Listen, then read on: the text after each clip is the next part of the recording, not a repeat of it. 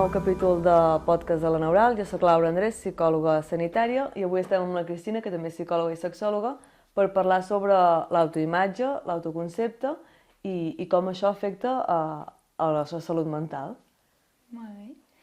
Doncs si et sembla comencem llegint un testimoni d'una persona anònima.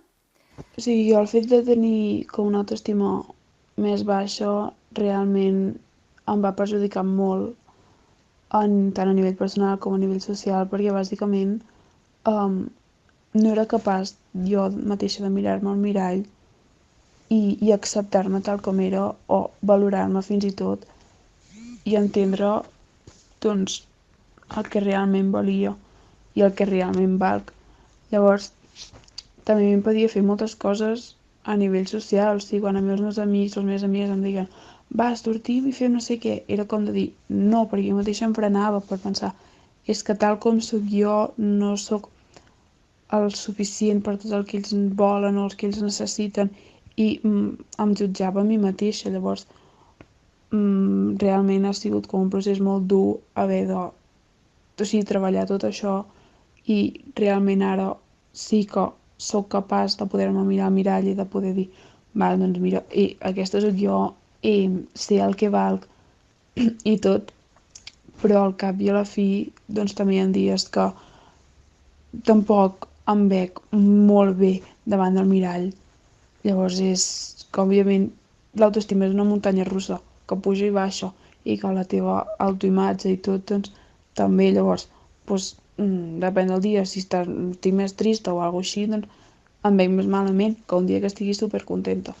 Tot això és relatiu, però l'important jo crec és que ara realment sóc capaç de valorar-me i d'acceptar-me i de saber que sí que sóc jo i que no hi haurà res que em pugui canviar, perquè al final cadascú té la seva personalitat i l'hem d'acceptar perquè forma part de nosaltres i és el que realment ens defineix. Que interessant el testimoni d'aquesta noia. I tant. No sé si et sembla, però podem començar per poder posar la definició de què és l'autoimatge, l'autoconcepte, des de la perspectiva en què treballem aquí, no? Poder primer l'autoimatge seria a nivell físic, com em veig jo a mi mateixa. Exacte. I l'autoconcepte? L'autoconcepte és el que jo penso que sóc capaç d'aconseguir, el que considero que sóc, que em defineixo, que això d'alguna manera es determina pel que penso que la gent veu de mi, no? I el que jo crec que puc aportar als altres. En l'autoconcepte també hi ha la part de, evidentment, què és el que rebo de fora, però també com em projecto jo, com crec que sóc, no? Allò típic de l'escola de com et definiries? Que, de fet, molts nens ja posen, no? La meva mare diu que, els meus amics diuen que, però també hi ha la part del que un pensa d'un mateix, també, no? Exacte, sí. Que per cert, normalment, quan ens definim, ens costa molt, a vegades, jo m'ho trobo això, perquè a vegades sí que ho demano directament, com et definiries en les primeres visites? I diuen que... diuen tot lo dolent. Sí. I llavors és quan li dius, vale, i com creus que et definiria la teva mare, el teu amic? La gent que t'estima, no? Clar. Jo crec que és important ser conscients d'aquesta part en què poder així d'entrada el que més ràpid ens ve al cap són les coses negatives, no? Perquè poder també és el que hi dediquem més atenció, ja sigui a lamentar-nos-en o intentar-les canviar, però també hi ha la part positiva en l'autoconcepte, no? I poder aquest equilibri entre el positiu i el negatiu és el que moltes vegades és que tinc baixa autoestima. O mira quina bona autoestima o quina seguretat que et transmet és amb el que juguem a nivell de salut mental, no? Comentàvem amb tu que al llarg de l'evolució de l'etapa vital, no? Hi ha moments en què típicament tenim més o menys autoestima, no? Clar, hi ha molts canvis vitals al llarg de la vida, hi ha molts processos evolutius i això determina també com ens sentim i com ens veiem. No serà el mateix com em vegi jo, per exemple, quan tinc 10 anys o 8 anys, que quan comences a desenvolupar-te amb 12. Sí. I ja no t'explico l'adolescència, lo complicat que és, no? Perquè hi ha molts canvis, tant físics com d'identitat. I així successivament. Sí, comentàvem, poder que hi ha com la infància, no? En què ens anem construint i evidentment anem rebent inputs, però és una etapa poder més, malgrat hi ha molts canvis en aquest sentit més estable, el primer canvi gros és l'adolescència i tot el canvi hormonal que implica tant a nivell d'autoconcepte com d'autoimatge, i que poder quan hi ha aquests canvis grossos és quan més en som conscients de que no la tenim prou sòlida, no? Llavors, en l'etapa adulta, les dones tenim l'embaràs, que també és un punt important d'autoimatge i d'autoconcepte, canvis de feina afecten molt l'autoconcepte, l'envelliment, l'autoconcepte i l'autoimatge. Que a vegades arriba un punt que també amb l'edat vas agafant aquesta relativització i a nivell corporal t'adones que poder el nostre cos ens està acompanyant i no ens ha de determinar si som més o menys maques, o més o menys grans, o primes, o altes o baixes, per haver aconseguit tot el que hem aconseguit, no? Però això és una altra etapa, també. I tant. És com tot un aprenentatge, no? Vivim en un lloc, en una societat en què es lliga molt la nostra imatge a la nostra capacitat, no? I ser conscients que això no és així és tot un aprenentatge d'anys. Exacte. Estic totalment d'acord que al final ens aprenem a acceptar amb els anys, en tots els aspectes, tant a nivell com a persona i a nivell de físic. I tant. Però de fet, des de la TREC treballem molt amb el concepte de l'autoacceptació incondicional, no? Quan incondicional el que ens venim a referir és que sabem que hi ha coses que no ens agraden, coses que ens agraden, coses que no funcionen, coses que funcionen, però ni les coses bones ens fan fantàstics, ni les coses dolentes ens fan terribles, no? I jo m'accepto tal i com soc, de manera flexible i canviant. Perquè no és el mateix allò que diem, quan teníem 15 que els 30 que els 60. I també crec que una part important és la de treballar el perdó amb una mateixa i les culpes d'haver actuat millor o pitjor, d'haver pensat d'una manera o d'una altra, no? Aquesta autocondemna, el judici, no? Del que parlava, per cert, el nostre testimoni. Sí. Vols que entrem una mica a allò dels súpers? Sí. Per fer aquest podcast amb la Cristina ens hem acabat fent com uns perfils? Uns perfils, uns personatges. Quan tenim l'autoacceptació o l'autoimatge molt condicionada a l'opinió externa o molt necessària de la validació externa, quan no és prou sòlida, tenim tendència a intentar-ho tapar. Sobretot que no se n'adonin que també sóc egoista, que també sóc feble. I ens va sortir com una mica els superforts, les superllestos, com a manera de gestionar la incomoditat que genera el que la gent vegi que també soc una persona fal·lible. Sí, perquè al final, el típic que es diu que tot en excés no és sa, aquí seria mostrar que el que jo mostro d'una part està ocultant moltes altres coses, no? I pors i... Per exemple, havíem estat valorant com molta gent tenim tendència a intentar demostrar per totes maneres que som forts, no?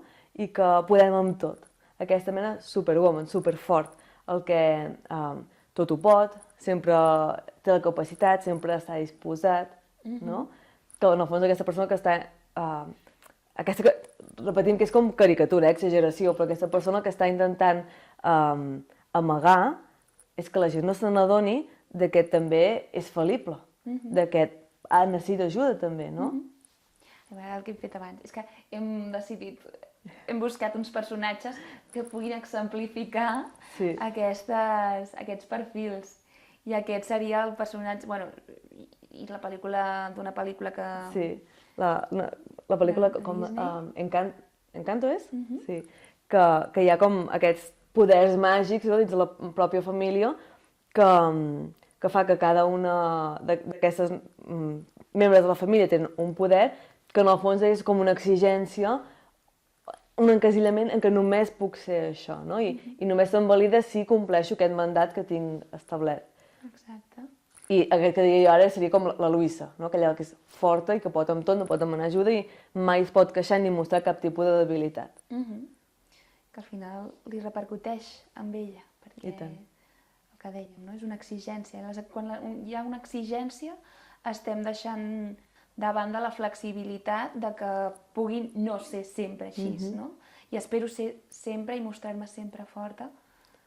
I bé, sabem que sempre no existeix, no? No podem ser sempre forts. Exacte. I quan m'ho exigeixo ser sempre forta, en el moment que no estic podent ser forta, la matxacada, els insults cap a un mateix i la destrossa, l'autoimatge i l'autoconcepte és brutal. Exacte. Quin més hi havia? Tenim també la super bona, no? Que seria la super... que es dedica més, està més orientada a que està predisposada sempre a ajudar a tothom. I la gent sempre compta amb ella, no? Que deixant, evidentment, una altra part que és molt important, que és la de prioritzar-se i poder fer coses per ella mateixa. I contraposant també el fet de que la gent també pot tenir aquesta imatge d'aquesta persona i, entre cometes, aprofitar-se, no? Sí. Com que sempre has d'estar predisposat a ajudar, no? Com en aquest cas la mare de la protagonista, la Mirabel, que sempre estava disposada a cuinar per curar els altres. No? Això que deies, aquesta predisposició absoluta, sempre està ajudant, sempre dir que sí, sempre pel benefici dels altres, a costa d'un mateix. Exacte. Desplaçant totalment l'atenció d'una mateixa a la gent. I un dels problemes també d'aquest personatge seria que si no pot ajudar ningú, si no se sent útil, un altre cop l'autoimatge se'n va, queda molt tocada. Exacte. També hem parlat que hi havia la Isabela, no? La perfecta, la que se li exigeix ser sempre perfecta, no pot fallar mai, sempre ha de tenir la pose perfecta, la flor perfecta, el somriure perfecte, deixant el seu criteri sempre de banda, perquè si sempre has de dir que esperen de tu, el teu criteri queda raconat, i un altre cop, sempre no existeix, per tant, sempre perfecte no pot ser, i sempre i acabarà passant que fallaràs. Exacte. I llavors què passarà? Que no hi haurà les bones paraules cap a una mateixa, cap a un mateix. Hi haurà aquesta autocondemna tan intensa. La fustigació i passar-ho molt malament, realment. Estem parlant ja de... Bueno, tot té un impacte emocional, no? Com ho estem vivint. I en aquest cas, és que és el que deies, que no existeix la perfecció. No. Que de fet sobre perfecció tenim un altre podcast que si us interessa buscar-lo, bueno, de fet sortirà després d'aquest en les properes setmanes. I també hi ha la part en què si jo el meu cos només el valido, no? Més cap a l'autoimatge, des de com és, quan els cossos són absolutament canviants des del moment que naixem fins al moment que morim, si jo només soc vàlida amb un cos determinat, evidentment estaré sempre patint per poder-lo mantenir, cosa que és impossible. Per tant, estem com destinats a patir sí. Exacte. Per això hem volgut posar aquí la il·lustració aquesta de 3 voltes rebel que il·lustra com la validació i acceptació dels cossos. No teníem una làmina similar per la validació i acceptació de les personalitats, però si l'haguéssim tingut també l'haguéssim posat. Sí, sí. No sé, Cristina, si creus que podríem donar alguna indicació sobre com es flexibilitza això, sobre com es treballa aquesta autoacceptació incondicional. Bueno, doncs indicacions, és treballar amb una mateixa, en el nostre llenguatge intern, com ens estem parlant amb nosaltres mateixes, i sobretot això, qüestionant-nos en quines mans estem posant el nostre valor o en quin lloc l'estem ficant. És en el meu cos? Llavors, si el meu cos, com deia la Laura, si canvia, llavors deixaré de ser vàlida? Deixaré de ser valuosa o valuós? Si li deixo a les mans no sé, de la meva parella, el dia que no sé, no estic content perquè no l'he fet content, no l'he fet feliç en aquell moment, vol dir que deixo de ser valuosa? Ha de ser una mala parella, no? Soc una mala parella, no? Llavors, podem mirar a qui estic donant el valor i a on. L'interessant és donar-nos a nosaltres mateixes, acceptant les nostres vulnerabilitats, les nostres fortaleses també, valorant que les tenim, que com dèiem al principi a vegades, no sé, és com que no volem poder ser pedants i no parlem de les coses positives i les nostres qualitats, ens costa més parlar a vegades que de les negatives, però estaria bé poder... Però interessant això que has dit, no? Que al moment que dic, és que soc molt bona fent no sé què, és que això és ser pedant, no? I dins d'aquesta, com amaguem, no? Jo no vull que la gent pensi que soc pedant, vull que pensi que soc humil. Clar, i com aquests autoconceptes i aquestes condemnes que ens fem nosaltres mateixes ens impedeixen a vegades fins i tot reconèixer i ser conscients de les coses que fem bé. Clar. I també crec que hi ha una altra part que és la de comprendre que pràcticament a tothom ens passa que estem més pendents de nosaltres, de com actuem i de si ho fem bé o no, o si aquests súpers, també no cal ser un súper o una súper per experimentar això, Crec que tothom tenim certa part que estem més pendents de si ho fem nosaltres bé o no, i crec que és interessant poder recordar això, que tothom estem habitant i tothom estem en connexió i cadascú realment s'està fixant molt en el que està fent. I d'una banda crec que està bé poder ser autocrítics i autocrítiques. Sí. Jo crec que això que vas dir ara es nota molt quan, i això a mi m'ha passat, i de fet em passa cada vegada que començo un gimnàs nou, la sensació, i si tothom em mira? És que tothom està pendent d'ell mateix, de si aquella pedra la pot aixecar o no, de si la dutxa està calenta o freda, la gent no està, o un quan va al gimnàs no està, mira que és nou, no?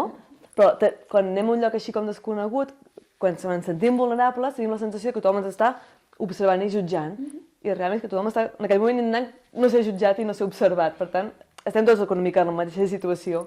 I de fet jo diria que la clau al final de tot és acceptar que sí, vale? Si em pot estar jutjant? Sí. I què? Exacte. I què passa? Aquí està el valor que parlàvem abans. I què passa? Jo li dono importància, li dono el valor de que això m'afecti a mi emocionalment? No? Aquí jo crec que hi ha un punt important. Acceptar que, ser capaç de relativitzar això, no? Exacte, sí. Aquest i què, la veritat és que el treballo molt quan treballo autoimatge i autoconcepte, per això, perquè és, sí, jo mai seré física, i què? Jo no necessito ser física, perquè, per validar-me, no? Allò ho he suspès, ho he provat, sí, i què? Hi ha poques coses, no?, que siguin realment determinants, com fulminants, per tant, mentre no estiguem, sempre, no, això a vegades ho parlem fins i tot amb les psicòlogues a les reunions, mentre no estiguem operant a cor obert, que fins i tot aquí podem cometre errors que no són mortals, tenim la capacitat de cometre errors sense que això sigui, és que si cometre un error és terrible o és, no? I poder parlar després amb la persona que hem comès l'error i poder dir-los-hi obertament. Jo crec que també fer d'exemple és important. Sí. I jo també, hi ha una cosa, és una reflexió que jo faig, que jo penso que en l'adolescència, que és una època molt vulnerable de la vida, és quan més creiem que tenim molts canvis corporals, i és quan més, i canvis també d'identitat, quan més estem pendents de què estaran pensant, no? I hi ha molta burla, realment, hi ha bullying, també. Vull dir, no podem negar que les persones no actuen bé. Llavors, jo aquí sempre acostumo a pensar i a dir que l'adolescent, la persona, assenyala fora, la persona que s'està ficant amb algú està assenyalant fora perquè no li mirin, perquè tothom tenim complexes. I tant. I un adolescent amb un nas que es considera que és massa gran patirà, tot i que la gent no estigui pensant ui, té el nas gran, o que li hagi sortit un gra, estarà molt pendent de mirar el gra i assenyalarà, intentarà com canviar el focus d'atenció, sí, no? Sí. Sí, això també és veritat. I funcionem així també com a estratègia de defensar-nos, no? Bueno, jo crec que després anem regulant, continuem poder, Sí. com dius tu, però per sort regulem i no... Potser l'adult el que farà més és com que bé que aquest jersei, així no em miren la taca que tinc als pantalons, no? Ho fem una mica més educat. Molt bé, Cristina, moltes gràcies pel podcast d'avui. No sé si tenim alguna recomanació, no? Que és el perfil del 3 Voltes Rebel d'Instagram, que és una noia que treballa moltíssim per, precisament, que la validació incondicional de les persones i dels cossos. I tenies tu un llibre per recomanar? Sí, és un llibre de la Belo Lid que es diu Estima el teu cos, que és molt maco, vull dir, és per tots els públics, també per nens i nenes petites, com per persones adultes, que de fet hi ha exercicis per poder acceptar el teu cos i sí, és molt xulo. Doncs moltes gràcies a totes, ens veiem en propers episodis.